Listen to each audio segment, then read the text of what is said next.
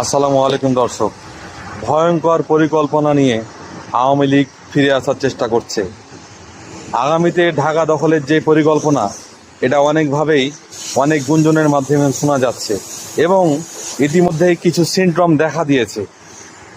চট্টগ্রামে ছাত্রদের দিনভর পেটানো, নূরকে সেনাবাহিনীর এমনভাবে মারা, এমন নিকৃষ্টভাবে মারা, সব মিলিয়ে কিছু সিমটম দেখা দিচ্ছে এবং এগুলো টেস্ট কেস হিসেবে গণ্য হচ্ছে।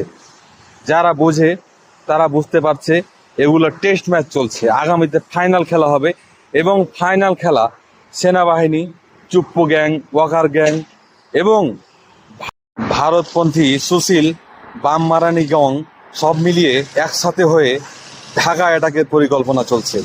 এই ঢাকা অ্যাটাক সফল হলে আমাদের বিপ্লব,